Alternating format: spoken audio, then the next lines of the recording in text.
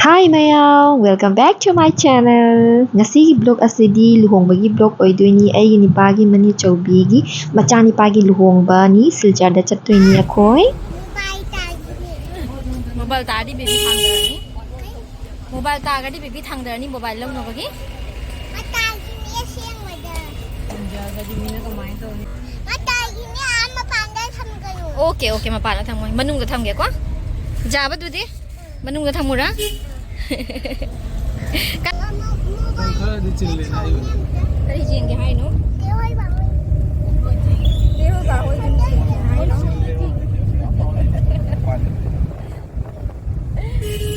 Dia baat dia ke baat di college jalan school jalan beli. Kamai kai di ni. Kai.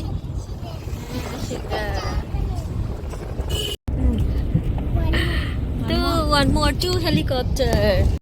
Luhongba asi attend tawnabi damakta akhoi family punammak chatlini adugagi di nupi adusu adum silchar biniaba ko silchar maseni luhongdoise adudi mayam luhongba kamai toi mathang yengminasi hauzik silchar yaure ase sodor ghat thongni lalise ngasi ase nungsa asu yamna saeba ko adona ichani pasi gai da lakpa matamda saman gi namantini masa se phungatana osu othore e ado khangde horen di luhongba mafamda kamai tawdoriba fan tharamgani tharamagasu ko saba henjan mandana horen sanali kon si jallaga dugai firon chairon sira matunda kamain tawdoriba khang dhaman jum jawre asida luhongbagi punama thawang tawrami asida akoi ki atai mene hoi macha singse ko moi bom thabagi sida ready tawri Dei mathakta kan tawi do di.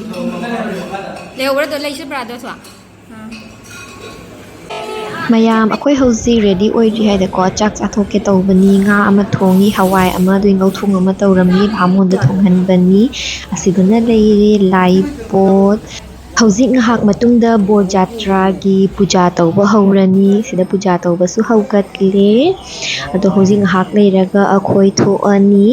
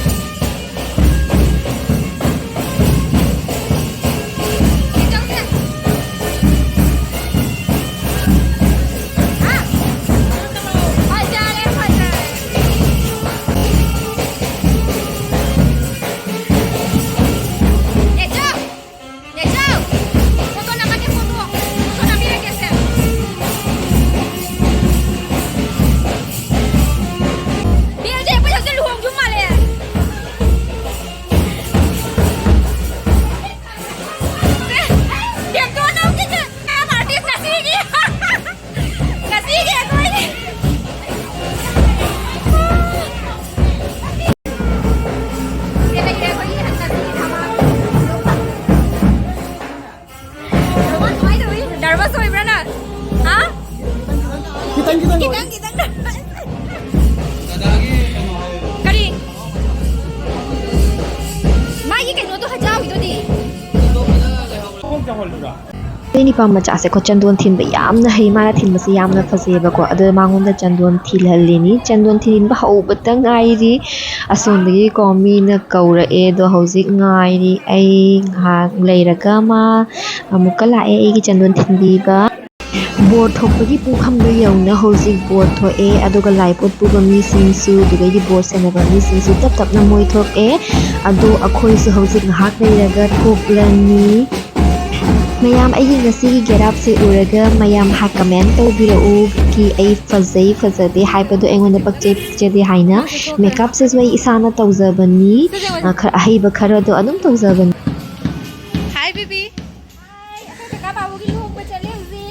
Luhongbam da chalaga mo yengsi.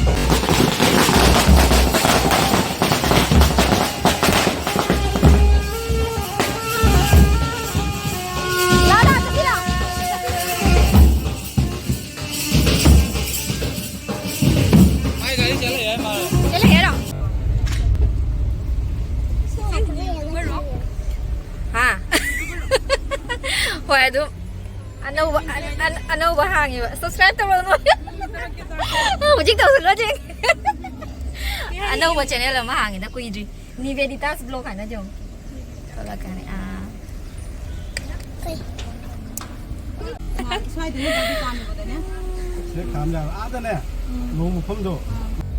ꯁꯤꯗ ꯂꯩꯁꯥꯕꯤ ꯑꯅꯤ ꯂꯩꯔꯁꯦ ꯑꯩꯈꯣꯏꯒꯤ ꯁꯤꯗꯅ ꯑꯩꯒꯤ ꯏꯆꯥ ꯅꯤꯄꯥ ꯍꯥꯏ ꯇꯧꯔꯣꯅ ꯑꯩꯒꯤ ꯏꯆꯥꯅꯤꯄꯥꯁꯦ ꯌꯦꯡꯉꯨ ꯆꯟꯗꯣꯟꯒ ꯊꯤꯟꯗꯅ ꯅꯨꯡꯁꯤꯗ꯭ꯔꯥ ꯎꯕꯗ ꯑꯩꯈꯣꯏꯒꯤ ꯃꯤꯇꯩꯒꯤꯀꯣ ꯆꯟꯗꯣꯟ ꯊꯤꯜꯂ ꯃꯇꯨꯡꯗ ꯑꯇꯩꯁꯨ ꯐꯖꯊꯣꯛꯏ ꯃꯤꯁꯤꯡꯁꯦ ꯁꯦ ꯑꯩꯈꯣꯏ ꯌꯧꯔꯦ ꯍꯧꯖꯤꯛ ꯏꯆꯥꯅꯤꯄꯥꯁꯦ ꯌꯦꯡꯉꯨ ꯃꯁꯝꯁꯦ ꯍꯨꯃꯥꯡꯅ ꯃꯥꯗꯤ ꯁꯥꯕꯅ ꯂꯣꯏꯔꯦ ꯃꯥꯁꯨ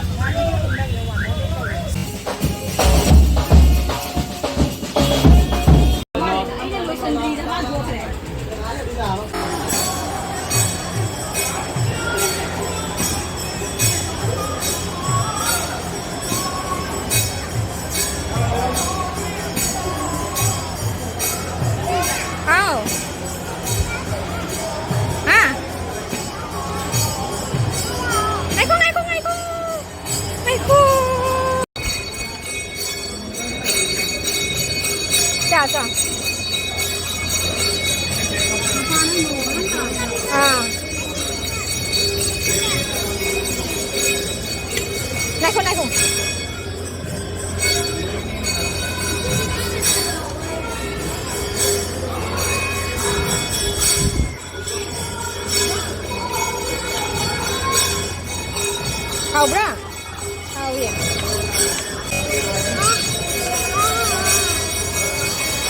Dạ không một chào rồi. Dạ apa? Kara kara. Aku ni nak ngambil kara kara. Uji kara kara ni ngai ma. Dia kata ada cam, maka pijai bahu uji mai bacam dan pijau wai. Ada kara kara ngam.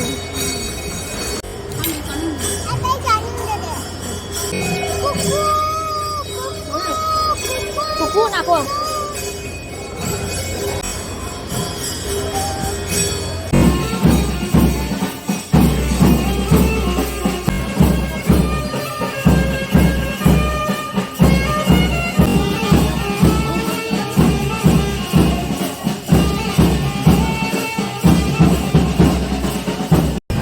Mayam finally mausu lae hauzik mayugi poloi se ko yamna fazaye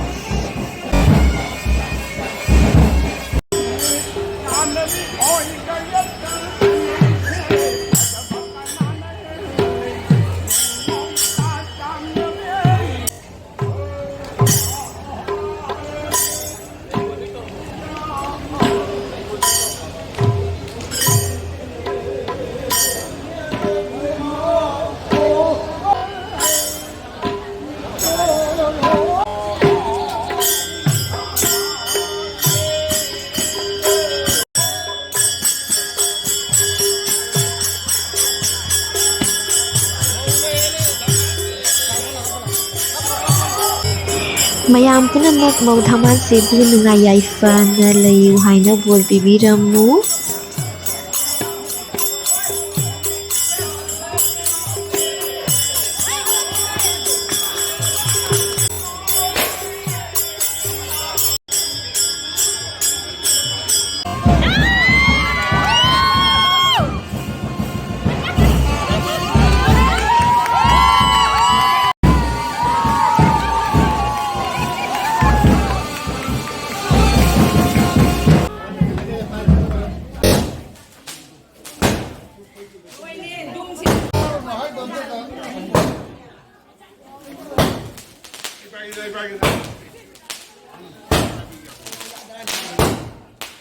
Thaman asi asida mau mai mau lakpa ngaina leiri finally mau su yore adoni mayam ngasidi blog asi asida loisanjarage last photo khara click tawba mayam ga share tawjarage adu mayam aigi channel se subscribe tawba kaubi ganu adugadi share su tawbiu comment su tawbiramu bye bye and take care everyone.